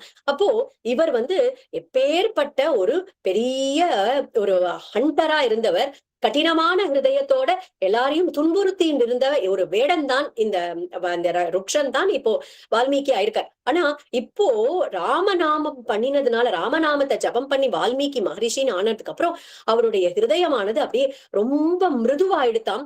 பாக்குறதெல்லாம் அப்படியே ரசிச்சுட்டே போறார். அந்த தமசா நதி ஓடின்னு இருக்கிறத பார்த்துட்டு பரத்வாஜர் கிட்ட சொல்றாராம், எப்படி ஒரு சாதுக்களுடைய ஹிருதயம் நிர்மலமா இருக்குமோ அப்படி இருக்கு பாரு இந்த தமசா நதியுடைய தண்ணீர், அப்படி தெளிவா ஓடின்னு இருக்கு அப்படின்னு அதை ரசிச்சுட்டே போறாராம். குருநாதர் அழகா சொல்வார், வைராக்கியம் வந்துடுத்து அப்படிங்கிறதுக்கோசரம் ரசிக்க தன்மையை விட்டுடக்கூடாது அப்படின்னு சொல்வார். அந்த மாதிரி இந்த இடத்துல வைராக்கியத்தோட இருக்கார். ஆனா அதெல்லாம் அந்த இயற்கையை ரசிச்சுட்டே போறார். அப்போ ஒரு மரத்துல 2 கிரௌஞ்ச பட்சிகள் விளையாடின்னு இருக்காம். அந்த இடத்துல அந்த விளையாடின்னு இருக்கக்கூடிய கிரௌஞ்ச அந்த மிதுனம் ஹஸ்பண்ட் அண்ட் ஒய்ஃப் 2 பறவை விளையாடின்னு இருக்கு. அது அப்படியே சந்தோஷமா பார்த்துட்டே இருக்கார். திடீர்னு எங்க இருந்தோ ஒரு அம்பு வந்தது. அதுல இருக்கக்கூடிய ஆண் பட்சியை கீழே விழுத்திடுத்தோ அந்த அம்பு. உடனே இந்த பெண் பட்சி அலறது. அதை சுத்தி சுத்தி பாக்குறவர்களுடைய ஹிருதயம் எல்லாம் பிளக்கிற அளவுக்கு அப்படி ஒரு ஓலம் இட்டு அங்க சுத்தி சுத்தி வருது. இதை பார்த்தாராம். பார்த்த உடனே அவருடைய மனசுல ஒரே சோகம். அந்த சோகமே ஒரு ஸ்லோகம் ஆறுது அந்த இடத்துல. மா நிஷாத பிரதிஷ்டாந்தம் அகமஹ சாஸ்வதி சமாஹா எத்கிரௌஞ்ச மிதுனாதேகம் அவதீஹி காம மோகிதம். ஏ வேடனே, 2 கிரௌஞ்ச பட்சியில ஒன்ன நீ வதம் பண்ணிட்டியே, உனக்கு உன்னுடைய ஆயுசானது ரொம்ப காலம் நீடிக்காது அப்படின்னு வரக்கூடிய ஒரு சாபமா இருக்கு அந்த ஸ்லோகமானது. இங்க பாக்குறோம் அவருடைய சோகம் ஸ்லோகமாச்சு அப்படின்னு பாக்குறோம் இல்லையா. பகவத் சங்கல்பத்தினால மகான்களுடைய வாழ்க்கையில தான் இந்த மாதிரி எல்லாம் நடக்கும். இந்த இடத்துல சோகம் அப்படிங்கிறது ஸ்லோகமாச்சு. அதே மாதிரி பொறாமை அப்படிங்கறதே ஒரு உபதேசமாச்சான். எங்க அப்படின்னாக்கா துருவனுடைய சரித்திரத்துல நம்ம அதை பாக்குறோம். துருவனுடைய சித்தி இருக்கா இல்லையா, சிற்றன்னை, அவளுக்கு பொறாம. அந்த துருவன் மடியில ஏறி உட்காரக்கூடாது அப்பா மடியில அப்படின்னுட்டு அப்போ ஒரு உபதேசம் பண்ணினாலாம். பொறாமையில ஒரு உபதேசம் பண்ணாலாம், நீ காட்டுக்கு போய் தபஸ் பண்ணு அப்படின்னு. உடனே அந்த குழந்தை அது உபதேசத்தையே எடுத்துட்டு காட்டுக்கு போய் பகவானே தரிசனம் பண்ணிடுதே அந்த குழந்தை. அப்போ பொறாமையே உபதேசம் ஆச்சாம் இந்த இடத்துல. அதே மாதிரிதான் கஷ்டமே பக்தி ஆச்சு குந்தி அம்மாக்கு, ஆபத்தே சரணாகதி ஆச்சு கஜேந்திரனுக்கு, சாபமே அனுகிரகம் ஆயிட்டாம் நாரதருடைய சாபத்தால. இந்த நலகூபரன் மணிகிரீவன் அப்படின்னு யக்ஷர்கள் 2 பேரு, அவர்களுக்கு நீ மரமா போகணும் அப்படின்னு சாபம் கொடுக்கிறார். ஆனா அந்த சாபமே அனுகிரகமாச்சு. எப்படி அப்படின்னா, அவர்கள் மரமா இருக்கிறது கோகுலத்துல நந்தபாபாவுடைய வீட்டுக்கு கொல்லபுரத்துல இருக்கக்கூடிய அந்த கொல்லபுரத்துல கண்ணனை நித்தியம் தரிசனம் பண்ணிட்டே மரமா இருந்தார்களாம். கண்ணன் அங்க இருந்து கிளம்புறதுக்கு 2 நாள் முன்னாடி அவர்களுக்கு சாப விமோச்சனம் கொடுத்துட்டு தன்னுடைய தரிசனத்தையும் கொடுத்து அனுப்பி வச்சாரு அப்படின்னு பாக்குறோம். சாபமே அனுகிரகம் ஆறுது அப்படிங்கிறது இந்த இடத்துல பாக்குறோம். சோ இங்க இந்த ஸ்லோகம் நமக்கு ஒரு சாபம் அப்படின்ற மாதிரி மேலோட்டமா பார்த்தா தெரிஞ்சாலும் மகான்கள் பண்ணிருக்கக்கூடிய வியாக்கியானத்தை பார்த்தா இது ஒரு மங்களாச்சரணமா அமையறது இந்த ஸ்லோகம் அப்படிங்கிறத பாக்குறோம். இந்த இடத்துல மானிஷாத அப்படின்னு வருது இல்லையா, மா அப்படின்னாக்கா மகாலட்சுமி அப்படின்னு அர்த்தம் பண்ணி, மகாலட்சுமி நித்தியவாசம் பண்ணக்கூடிய ஸ்ரீனிவாச பெருமாளுக்கு சர்வமங்கலங்களும் ஏற்படட்டும். கிரௌஞ்சம் அப்படின்னாக்கா, கிரௌஞ்சம் பக்ஷி அப்படின்ற அர்த்தத்துல அவர் சொன்னார். ஆனா அது எப்படி மங்களாச்சரணமா இருது? கிரௌஞ்சம் அப்படின்னாக்கா ராட்சசர்கள் அப்படின்னு ஒரு அர்த்தம். சோ ராட்சச தம்பதிகள் ராவணன் மண்டோதரி அப்படின்னு, அதுல ஆண் கிரௌஞ்சமா இருக்கக்கூடிய அந்த ராவணனை வதம் பண்ணி லோகத்துக்கு ஹிதத்தை கொடுத்த ஸ்ரீனிவாச பெருமாளுக்கு சகல மங்களங்களும் உண்டாகட்டும் அப்படின்ற அர்த்தம் இந்த ஸ்லோகத்துக்கு கொடுத்து அதையே ஒரு மங்களாச்சரணமா ஆக்குறார்கள் இந்த இடத்துல மகான்கள்லாம். சோ இந்த ஸ்லோகம் வந்துடுத்து இல்லையா அவருக்கு, வால்மீகி அந்த ஸ்லோகத்தையே நினைச்சுட்டு இருக்கார். அந்த ஸ்லோகத்தையே நினைச்சுட்டு தன்னுடைய ஆசிரமத்துக்கு திரும்பி போறார். இப்பேற்பட்ட ஒரு ஸ்லோகம், ஒரு சாபம் நம்மளுடைய வாக்குல இருந்து எப்படி வந்ததுன்னு யோசிச்சுட்டே போறார். அப்போ அந்த இடத்துக்கு பிரம்மா வந்து சேர்றார், அந்த ஆசிரமத்துக்கு வரார். அப்போ அவருடைய சோகத்தை நீக்கி அந்த இடத்துல ஆறுதல் சொல்றார். பகவத் சங்கல்பத்தால அந்த ஸ்லோகம் நான் அனுப்பி சரஸ்வதி தேவி உன்னுடைய வாக்குல வந்து அந்த ஸ்லோகம் உனக்கு வந்ததுப்பா அப்படின்னு சொல்லிட்டு, ஸ்லோக ஏவ த்வயா பத்தோ நாத்ர கார்யா விசாரணா மச்சந்தா தேவதே பிரம்மன் பிரவருத்தேயம் சரஸ்வதி மச்சந்தா. நான் சொன்னதுனால, என்னுடைய ஆக்ஞையால என்னுடைய தேவியா இருக்கக்கூடிய சரஸ்வதி உன்னுடைய வாக்குல வந்து இப்படிப்பட்ட ஒரு ஸ்லோகம் உனக்கு வந்தது. ராமஸ்ய சரித்தம் கிருத்னம் குரு துவம் ரிஷி சத்தமரா இருக்கக்கூடிய நீங்கள் இப்போ ராம கதைய முழுக்க எழுதணும். உங்களை பகவான் அதை எழுதுறதுக்காக தூண்டுறார். ராமச்சரித்திரத்தை அதுதான் நீங்க இப்போ எழுதணும் அப்படின்னு கேட்டுண்டாராம் பிரம்மா. அப்ப சொல்றார், விருத்தம் கதய வீரஸ்ய யதா தே நாரதாத் ஸ்ருதம் ரகசியம் ச பிரகாசம் ச யத் விருத்தம் தஸ்ய தீமதஹ. முதல்ல என்னுடைய புள்ள வந்து சங்கேபமா உங்களுக்கு ராமாயணத்தை எடுத்து சொல்லிட்டான். அடுத்தது என்னுடைய தேவியா இருக்கக்கூடிய சரஸ்வதி வந்து உங்களுடைய வாக்குல உட்கார்ந்து முதல் ஸ்லோகத்தை எழுத வச்சுட்டா. இப்போ அதுக்கப்புறமா அதை விவரணம் பண்ணி 24,000 ஸ்லோகமா கொடுக்கணும் இல்லையா. அப்போ அது ஒரு சம்பவம் என்ன நடந்ததுன்னு வால்மீகிக்கு தெரியணும் இல்லையா. அததான் சொல்றாரு இந்த இடத்துல. ராமர், பரதர், சத்ருக்னர், சீதை, லக்ஷ்மணர் எல்லாருக்கும் நடக்கக்கூடிய எல்லா விதமான அந்த விற்த்தாந்தங்களும் உங்களுடைய கண்ணுக்கு முன்னாடி வந்து தெரியும். நதேவாக் அன்றுதாகாவே காஜிதத்ர பவிஷ்யதி. உங்களுடைய வாக்குலேந்து வரக்கூடிய ஒரு வார்த்தை கூட பொய்யாகாது. நீங்க வந்து இந்த ஒரு இந்த சித்திரக்கூடத்துல ராமரும் சீதையும் ஒரு கல்லு மேல உட்கார்ந்துட்டு இருந்தார்கள். அவர்கள் பார்க்கும்போது மரத்துல 2 கிளிகள் அழகா உட்காந்து பேசிட்டு இருந்தது அப்படின்னு நீங்க எழுதினேள் அப்படின்னா, அந்த இடத்துல ஒரு பாறை இருந்திருக்கும், அதுல ராமரும் சீதையும் உட்கார்ந்து இருந்திருப்பா, அதுல கிளி இருந்திருக்கும், அந்த கிளி பேசுறத ராமரும் சீதையும் கேட்டிருப்பா. அது வந்து சத்தியமான வாக்கா இருக்கும். உங்களுடைய வாக்குல இருந்து வரக்கூடியது அத்தனையும் சத்தியமா இருக்கும் அப்படிங்கிற ஒரு அனுகிரகத்தை பண்ணிட்டு வால்மீகியும் ராமாயணத்தை அப்படி ரச்சனம் பண்ண ஆரம்பிக்கிறார். அத பண்ணி முடிச்சுட்டாராம். பண்ணி முடிச்சதுக்கு அப்புறம் இதை யாருக்காவது இப்ப சொல்லி கொடுக்கணும் இல்லையா. அதை யாருக்கு சொல்லி கொடுக்கலாம் அப்படின்னு தன்னுடைய ஆசிரமத்துல உட்காந்து யோசிச்சுட்டு இருக்கும் போது லவகுஷர்கள் அவருக்கு வந்து நமஸ்காரம் பண்றா. தஸ்ய சிந்தயமானஸ்ய மஹர்ஷேர் பாவிதாத்மனஹ அக்ரணீதாம் ததஃ பாதௌ முனிவேஷௌ குஷீலவௌ. யாருக்கு இந்த ராமாயணத்தை சொல்லி கொடுக்கலான்னு போது குழந்தைகள் வந்து நமஸ்காரம் பண்ண உடனே இந்த குழந்தைகள் தான் சத்பாத்திரங்கள் அப்படின்னுட்டு ராமாயணத்தை அவர்களுக்கு சொல்லி கொடுத்தாராம். பாட்டே கேஹே ச மதுரம் பிரமாணை திரிபிரன்விதம் ஜாதிபிகி சப்தபிர்பத்தம் தந்திரீலய சமன்விதம். அழகா அந்த குழந்தைகள் வீணை வாசிக்குமா. அந்த வீணையில தந்திரீலயம், அந்த வீணையில மீட்டிண்டு அழகா அந்தந்த சாப்டருக்கு என்னென்ன ஒரு பாவத்துல எழுதியிருக்காரோ வால்மீகி, அப்படிப்பட்ட ஒரு ராகத்தை போட்டு அப்படி இசையோட பாடுறதாம் அந்த குழந்தைகள். 24,000 ஸ்லோகங்களையும் மனப்பாடம் பண்ணிடுத்து அந்த 2 குழந்தைகளும். அப்போ சொல்றா, நீங்க ரிஷிகளோட ஆசிரமங்களுக்கு எல்லாம் போய் இந்த ராமகதையே சொல்லுங்கோ அப்படின்னு போய் பாடுறாளாம். அங்க இருக்கக்கூடிய ரிஷிகள் எல்லாம் ஆச்சரியப்படுறா ராமகதையை கேட்டுட்டு. ஒரு ரிஷி அவர்களுக்கு வல்கலம் கொண்டு வந்து கொடுக்கிறாராம். ஒருத்தர் கமண்டலத்தை கொடுக்கிறார், ஒருத்தர் பூனல் கொடுக்கிறாராம், ஒருத்தர் கௌபீனத்தை கொடுக்கிறார். இந்த மாதிரி ஒருத்தருக்கு வந்து கொடுக்கறதுக்கு ஒண்ணுமே இல்லை, ஆனா சௌக்கியமா இந்த ராமகதையை ஆண்டாண்டு காலமா சொல்லிட்டு சௌக்கியமா இருங்கோடா குழந்தைகளா அப்படின்னு ஆசீர்வாதம் பண்றாராம் வாய் நிறைய. இப்படி ரிஷிகள்லாம் சொல்றா, அயோத்தியைக்கு போய் இந்த கதையை நீ ராமகதையை சொல்லலாமே அப்படின்னு அயோத்தியைக்கு வருது இந்த குழந்தைகள். அப்போ சுமந்திரர் தான் முதல்ல வந்து இந்த ராம கதையை கேட்கிறாராம். அதுக்கப்புறம் மெதுவா சத்ருக்னர் வரார், பரதன் வரார், லக்ஷ்மணர் வரார், ஒருத்தரா வந்து கேட்கிறா. இந்த குழந்தைகள் அப்படியே வீதி வழியா பாடிண்டே வரும்போது ராமச்சந்திர பிரபுக்கும் இந்த காதுல விழருது.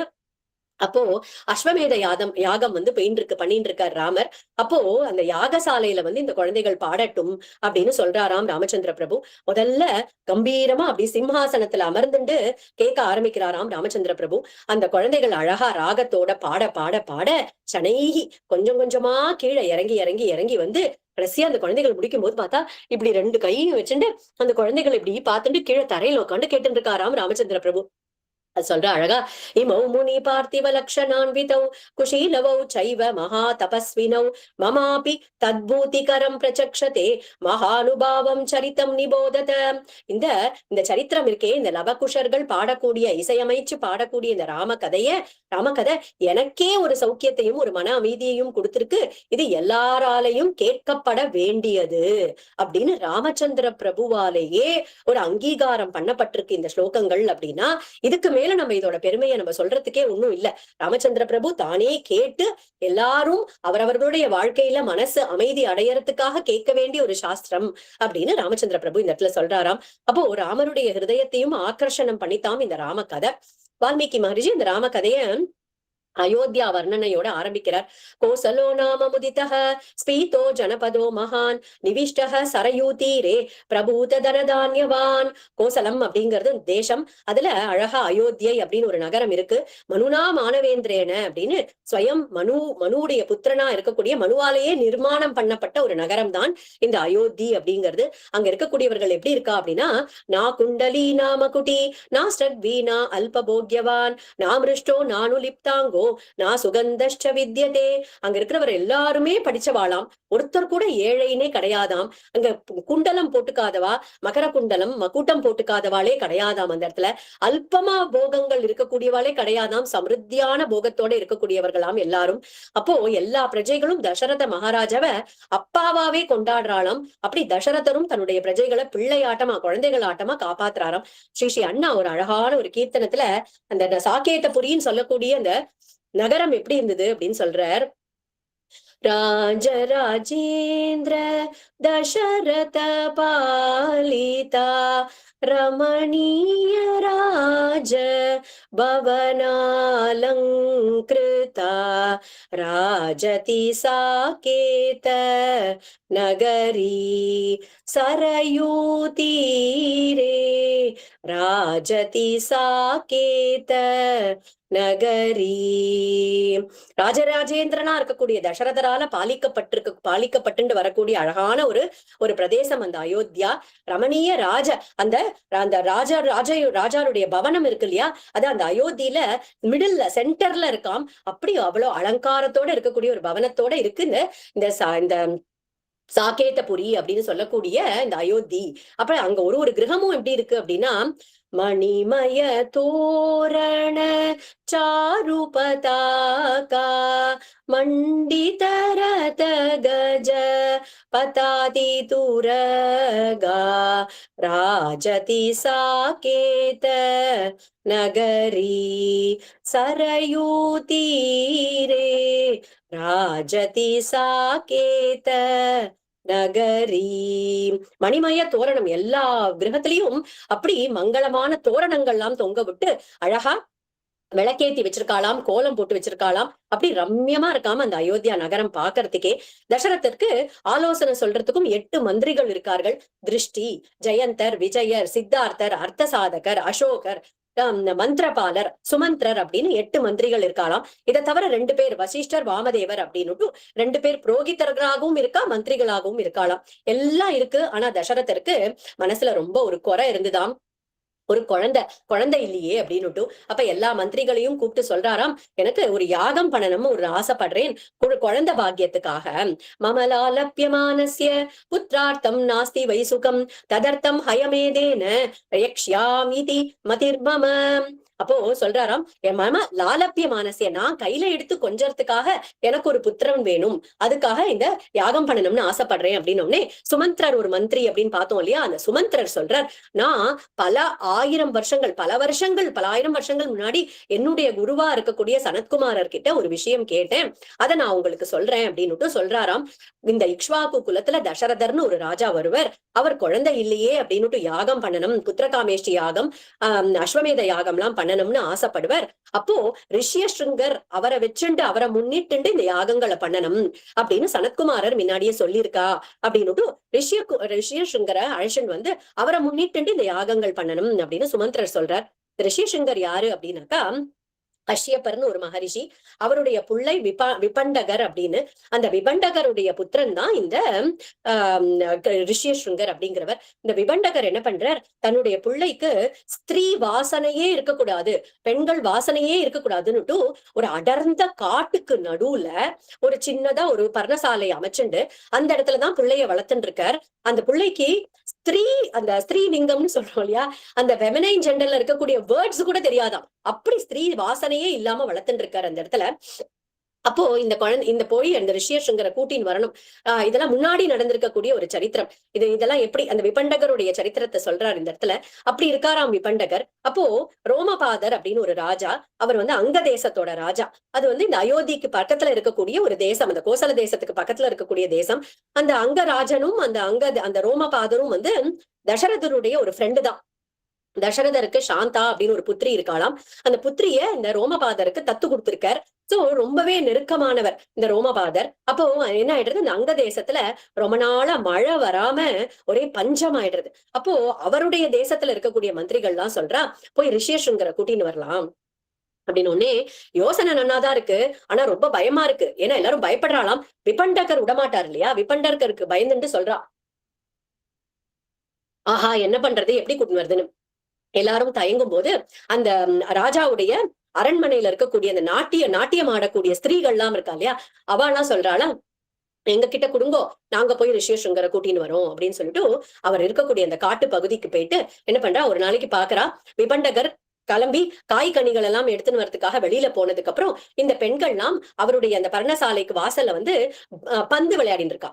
அப்போ இவர் முதல்ல வேற மாதிரி இருக்கக்கூடிய ஒரு ஒரு ஒரு வியக்தியை அந்த இடத்துல பாக்குற ரிஷியசுங்கர் இல்லையா. மெதுவா நீங்கெல்லாம் யாரு அப்படின்னு கேட்ட உடனே, நாங்கெல்லாம் பக்கத்து தேசத்துல இருந்து வந்திருக்கோம் அப்படின்னு சொன்ன உடனே அவர் ஒரு அதிதி உபச்சாரம் பண்றதுக்காக உள்ள வாங்கோ, நான் காய்கனிகள்லாம் இருக்கு கொடுக்குறேன் அப்படின்னு. இந்த பெண்கள்லாம் உள்ள அந்த காய்கனிகள் எல்லாம் எடுத்து சாப்பிட்டாலாம். அவர்கள்லாமும் தேசத்துல இருந்து நிறைய லட்டு ஜாங்கிரி எல்லாம் கொண்டிருக்காளாம், அதெல்லாம் கொடுக்குறா. இந்த ரிஷியசுங்கரும் அதெல்லாம் முன்ன பின்ன பார்த்ததே கிடையாது. அதை சாப்பிட்டு பார்த்துட்டு, ஆஹா இதெல்லாம் இவ்வளவு சுவையா இருக்கே, இதெல்லாம் எந்த மரத்துல காய்க்கிறது அப்படின்னு கேட்டாராம். ஏன்னா அப்படி அவர் காய்கனிகளை தவிர எதுவுமே பார்த்ததில்ல, மரத்துல தொங்குற காய்கனிகள் மட்டும்தான் தெரியும் அவருக்கு. அப்படி கேட்ட உடனே அந்த ஸ்திரீகள் எல்லாம் சொன்னாலாம், இதெல்லாம் எங்க ராஜ்யத்துல நிறைய மரங்கள் இருக்கு, அந்த மரத்துல காய்ச்சி தொங்கும் இந்த மாதிரி கொத்து கொத்தா இந்த ஜாங்கிரியும் இந்த லட்டும், நீங்க வந்தா நாங்க காமிக்கிறோம் அப்படின்றாலாம். ஆனா அதுக்குள்ள விபண்டகர் வர வேண்டிய நேரம் ஆன உடனே இந்த ஸ்திரீகள் எல்லாம் பயந்துட்டு அங்கிருந்து கிளம்பிடுறா. நாளைக்கு வரும் அப்படின்னு சொல்லிட்டு கிளம்பிடுறாளாம். அப்ப விபண்டகர் உள்ள வரார். உள்ள வந்த உடனேவே அவருக்கு சம்திங் ராங், ஏதோ இன்னைக்கு தப்பா நடந்திருக்கு அப்படிங்கிறது மட்டும் தெரியறது. எனக்கு கேட்கிற ரிஷியசுங்கர்கிட்ட, என்ன கோந்தே உன்னை பார்த்தாலே ஒரு மாதிரி டிஃபரெண்டா இருக்கே அப்படின்னு. உடனே அவர் சொல்றாராம், ரிஷியசுங்கர் பூசி மரம் அப்படியே மெழுகிறார், அதெல்லாம் ஒண்ணும் இல்லையேப்பா, நான் சாதாரணமா தான் இருக்கேன் அப்படின்னு. உடனே மறுநாளைக்கும் மறுபடியும் ஒரு மாதிரி ஒரு விசாரத்தோட கிளம்பி போற விபண்டகர் கிளம்பி போனோடனே மறுபடியும் இந்த ஸ்திரீகள்லாம் வராளாம். வந்த உடனே எங்களுடைய தேசத்துக்கு வாங்கோ அப்படின்னு கூட்டின்னு போறா. அங்க தேசத்துக்குள்ள முதல் அடி எடுத்து வைக்கிறார் ரிஷியசுங்கர். கொட்டுன்னு கொட்டுறதாம் மழை அந்த இடத்துல. அவர் எடுத்து காலை அந்த இடத்துல வச்ச உடனேவே அது அரச சபை வெடிக்கும் அழைச்சிட்டு போறார்கள் அந்த ஸ்திரீகள். ரோமபாதர் ஓடி ரிஷியசுங்கருக்கு நமஸ்காரத்தை பண்ணி தன்னுடைய பெண்ணா இருக்கக்கூடிய சாந்தையாவை கல்யாணம் பண்ணி கொடுக்கிறாராம் அந்த ரிஷியசுங்கருக்கு. இதெல்லாம் அங்க தேசத்துல நடந்துட்டு இருக்கு. அப்போ விபண்டகர் திரும்பி வரார். திரும்பி வந்த உடனே இந்த குழந்தைய காணமே, இந்த பிள்ளைய காணமே அப்படின்னு சொல்லிட்டு அவருடைய காலடி பதிஞ்சு போயிருக்கு இல்லையா, அதையே ஃபாலோ பண்ணிட்டு இந்த அங்க தேசம் வரைக்கும் வந்துட்டார். வந்துட்டு பார்த்தா யாரு போயிருக்கா, எங்க இருந்து போயிருக்கான்னு தெரியலையே அப்படின்னு பார்த்துட்டே வர. அப்பதான் பாக்குறார், எல்லா இடத்துலயும் பார்த்தா ரிஷியசுங்கர் தண்ணீர் பந்தல், ரிஷியசுங்கர் நகரம், விபாண்டகர் மோர் பந்தல் அப்படின்னு போட்டிருக்கு. ஏன்னா இது நம்ம பேரு, அதுவும் இந்த தேசத்துல இங்க நம்ம பேரும் நம்ம புள்ள பேரும் இருக்கே அப்படின்னு கொஞ்சம் கோபம் தனியறது அவருக்கு. என்னமோ நடந்திருக்கு அப்படின்னு சொல்லிட்டு விசாரிச்சுட்டே அந்த அரச சபைக்கு சேர்றாராம். அப்போ முதல்ல சாந்தா தான் ஓடி நமஸ்காரம் பண்றா. அந்த குழந்தைய பார்த்த உடனேவே அவருக்கு மனசுல ஒரு கருணை பொங்குறது. அந்த ரிஷியசுங்கருக்கும் அந்த சாந்தாவையும் ஆசீர்வாதம் பண்ணிட்டு விபண்டகர் சொல்றார், உன்னுடைய பலமே பிரம்மச்சரியம் தான், அதுக்கு எந்த பங்கமும் வராம நீ பார்த்துக்கோ அப்படின்னு. உடனே இந்த சமீபத்துல இப்ப 100-150 ஆண்டுகளுக்கு முன்னாடி ராமகிருஷ்ண பரமஹம்சரும் சாரதா தேவியும் எப்படி இருந்தா அப்படின்னு நம்ம அவருடைய சரித்திரத்துல படிக்கிறோம் இல்லையா, அத மாதிரி இருந்தார்களாம் இந்த ரிஷியசுங்கரும் சாந்தையும். அப்படி அந்த தேசத்துல அங்க தேசத்திலேயே இருந்துட்டு இருக்கார். ரிஷிய சிருங்கரும் சாந்தாவும் இப்போ சுமந்திரர் சொல்ற அந்த ரிஷிய சிருங்கரை தான் நீங்க இப்ப போய் அழைச்சிட்டு வரணும் அப்படின்னு உடனே அவரும் சரி ஓகே அப்படின்னு சொல்லிட்டு தசரதரும் எல்லாம் ஏற்பாடுகள் எல்லாம் பண்றார். இதெல்லாம் பூலோகத்துல நடந்துட்டு இருக்கா. தேவலோகத்துல தேவர்களுக்கு எல்லாம் ஒரே கிளேசம். என்ன அப்படின்னா, இந்த ராவணனுடைய தொல்லை தாங்க முடியலையே, இந்த ராட்சசனுடைய தொல்லை தாங்க முடியலையே அப்படின்னுட்டு க்ஷீராப்திக்கு போய் பகவான் கிட்ட சரணாகதி பண்றாளாம். பகவான் தான் காப்பாத்தணும் அப்படின்னு பிரார்த்தனை பண்றாளாம். பண்ண உடனே பட்டு பீதாம்பரத்தோட சங்க சக்கர கதாபாணியா அந்த இடத்துல ஒரு அழகான தரிசனத்தை கொடுத்தாராம் பகவான். பகவான் அழகா வந்துட்டும் சொல்றாராம், பிதரம் ரோச்சயா மாச ததா தசரதம் நிருபம். அந்த தசரதரையே நான் என்னுடைய அப்பாவா தேர்ந்தெடுத்துட்டு அங்கதான் நான் அவதாரம் பண்ண போறேன் அப்படின்னு சொல்லிட்டு, பயம் தியஜத பத்ரம்போ ஹிதார்த்தம் யுதி ராவணம் சபுத்திர பௌத்திரம் சாமாத்தியம் சமித்ர ஜாதி பாந்தவம். நீங்க கவலைப்படாதீங்கோ, பயத்தை தியஜத, பயம் தியஜத, உங்களுடைய பயத்தை விட்டுடுங்கோ.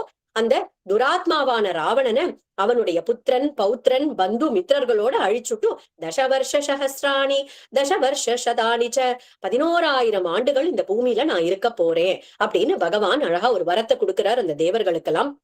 இதெல்லாம் தேவலோகத்துல நடந்துட்டு இருக்கு. அப்ப இங்க அயோத்தியில சுமந்திரன் தசரதர் கிட்ட சொல்றாரு இல்லையா, ரிஷியசிங்கரை கூட்டின் வரலாம் அங்க தேசத்துக்கு போயின்னு. அப்போ தசரதரும் போய் அழைச்சின் வராராம் ரிஷியசிங்கரை. அவரும் சந்தோஷமா வரார், சாந்தையும் கூட்டிட்டு வரார். இப்ப யாகங்கள்லாம் நடக்கிறது. அந்த யாகம் பூர்த்தி ஆக போகும்போது ஒரு அழகான ஒரு தேவதா ஸ்வரூபம் அந்த யாக சாலையில இருந்து வந்துதான் அழகா ஒரு மூடி போட்ட ஒரு பாத்திரத்துல ஒரு பாயசத்தோட வந்திருக்கு அந்த அந்த அந்த அந்த தேவதா ரூபம். அந்த தசரத மகாராஜா கிட்ட கொடுத்துட்டு உன்னுடைய பத்னிகளுக்கு கொண்டு கொடு அப்படின்ன உடனே தசரதரும் அழகா திரும்பி வந்தார் தன்னுடைய அரண்மனைக்கு. கௌசல்யா தேவிக்கு அதை பாதியா பிரிச்சாராம் அந்த பாயசத்தை. அந்த பாதி இருக்கக்கூடிய போர்ஷனை கௌசல்யா அம்மாவுக்கு கொடுத்தாராம். அதுதான் கௌசல்யா அம்மா அதை பானம் பண்றாள். உடனே மீதி பாதியை கையில வச்சுட்டு இருக்காரு இல்லையா, அதையும் பாதி பாதியா பிரிச்சாராம். கால் பங்கா பிரிச்சுட்டு அதை அந்த மீதி இருக்கக்கூடிய அந்த கால் பங்கு இருக்கு இல்லையா, 2ஆ பிரிச்சதை அதுல ஒரு பகுதியை சுமித்ரைக்கு கொடுத்தாளாம். மீதி ஒரு கால் பங்கு வச்சுட்டு இருக்காரு இல்லையா, அதையும் 2ஆ பிரிச்சாராம். அரைக்காலா பிரிச்சாராம். பிரிச்சுட்டு அந்த அரைக்கால் பங்கு கைகேயிக்கு கொடுத்துட்டு மீதி இருக்கக்கூடிய கையில இருக்கக்கூடிய மீதி பாயசத்தை யாருக்கு கொடுக்கலாம்னு யோசிச்சு அதை மறுபடியும் சுமித்ரா தேவிக்கே கொடுத்தாராம் தசரத மகாராஜா. ராம ஜனனம் அப்படிங்கிறது ஸ்ரீராமாயணத்துல பாலகாண்டத்துல 18வது சர்க்கத்துல வருது. இந்த 18 அப்படிங்கறதுடைய அந்த எண்ணிக்கையுடைய ஏற்றம் நம்ம நிறைய தடவை நம்ம பார்த்திருக்கோம். ஜெயம் அப்படிங்கிறது இந்த கடபயாதி சங்கியை வழியா அந்த சம்ஸ்கிருதத்துடைய அக்ஷரங்களை பார்த்தோம் அப்படின்னா 18 அப்படிங்கிறது இந்த கடபயாதி சங்கியை பார்த்தோம் அப்படின்னா ஜெய அப்படிங்கிறது வருது. ஜெயம் அப்படிங்கிறது ஏற்பட போறது எதுக்கு அப்படின்னா தர்மத்துக்கு ஜெயம் ஏற்பட போறது அப்படிங்கறத காமிக்கிறதுக்காகவே வால்மீகி மகரிஷி 18வது சர்க்கத்துல இந்த ராமருடைய ஜனனத்தை கொண்டு போய் வைக்கிறாராம். அழகான ஸ்லோகங்கள் 18வது சர்க்கத்துல. ततो यज्ञे समाप्ते तु ऋतूनां षट् समत्ययुः ततश्च 12 मासे चैत्रे नावमिके तिथौ नक्षत्रे अदिति दैवत्ये सोच संस्थेषु 5 ग्रहेषु कर्कटे लग्ने वाक्पता विन्दुना सह प्रोद्यमाने जगन्नाथं सर्वलोक नमस्कृतं कौसल्या जनयद्रामं सर्वलक्षण संयुतं विष्णोरर्धं महाभागं पुत्रमैक्ष्वाकवर्धनं कौसल्या शुशुभे तेन पुत्रेणामित तेजसा यथावरेण देवानाम् अदितिर्वज्रपाणिना भरतो नाम कैकेय्यां जज्ञे सत्यपराक्रमः साक्षात् विष्णु चतुर्भागः सर्वैः समुदितो गुणैः अथ लक्ष्मण शत्रुघ्नौ सुमित्रा जनयत्सुतौ सर्वास्त्रकुशलौ वीरौ विष्णोरर्ध समन्वितौ पुष्ये जातस्तु भरतो मीनलग्ने प्रसन्नदीः सार्पे जातौ च सौमित्री कुलीरे अभ्युदिते रवौ राज्ञः पुत्रा மகாத்மானஹ சத்வாரோ ஜக்னிரே பிருதக். அழகான ஜனனம், ராம ஜனனம், பரதருடைய ஜனனம், லக்ஷ்மண சத்ருகளுடைய ஜனனத்தை சொல்லக்கூடிய அழகான ஸ்லோகங்கள். சாக்ஷாத் ஸ்ரீமன் நாராயணனுடைய அம்சமாகவே ராமர் புனர்வசு நட்சத்திரத்துல அழகா அந்த இடத்துல அவதாரம் பண்ணினார். அடுத்த நாள் புஷ்ய நட்சத்திரத்துல பாஞ்சஜன்யத்துடைய அம்சமா பரதாழ்வாருடைய அவதாரம். அதுக்கு அடுத்த நாள் ஆயில்ய நட்சத்திரத்துல லக்ஷ்மண சத்ருக்னர்கள் அவதாரம் பண்ணார்களாம். தசரதர் நிறைய தான தர்மங்கள்லாம் பண்ணார். அயோத்தியாவே அப்படியே அப்படியே விழா கோலம் பூண்டிருக்காம் இந்த குழந்தைகளுடைய ஜனனத்தை கொண்டாடுறதுக்காக. சூத்தர்கள், மாதர்கள், வந்திகள் எல்லாருக்கும் நிறைய பரிசுகள்லாம் கொடுத்து அனுப்புறாராம் தசரதர். அப்போ 12வது நாள் சத்திரியர்களுக்கு எல்லாம் 12வது நாள் நாமகரணம் பண்ணுவாளாம். வசிஷ்டர் நாமகரணம் பண்ணி வைக்கிறார். பாக்குறவாளுடைய மனசையெல்லாம் ரமிக்க செய்ய போறான் இந்த குழந்தை அப்படின்னுட்டு ரமயதீதி ராமக அப்படின்னு ராமன் அப்படின்னு பெயர் கொடுத்தாராம் முதல் குழந்தைக்கு, கௌசல்யாமாவுடைய குழந்தைக்கு. லக்ஷ்மணக லக்ஷ்மி வர்தனக, இந்த குழந்தைக்கு நிறைய லக்ஷ்மியோட இருக்கக்கூடியது இந்த குழந்தை. என்ன லக்ஷ்மி அப்படின்னா கைங்கரிய லக்ஷ்மி. கைங்கரிய லக்ஷ்மின்ற பெரிய நிதியோட இருக்க போறது இந்த குழந்தை அப்படின்னுட்டு லக்ஷ்மணக அப்படின்னு லக்ஷ்மணன்னு பேர் கொடுத்தாராம். அடுத்தது ராஜ்ய பாரம், பேர்பட்ட பாரத்தை இந்த குழந்தை 14 வருஷங்கள் சுமக்க போறதே அப்படின்னுட்டு பரதன் அப்படின்னு பேர் கொடுத்தாராம். இன்னொரு 4வது குழந்தைய பாக்குறார். இந்த குழந்தை 6 மனசுல இருக்கக்கூடிய நம்மளுடைய ஒருத்தருக்குள்ளயும் இருக்கக்கூடிய 6 சத்ருக்களை ஜெயிக்க போறது இந்த குழந்தை.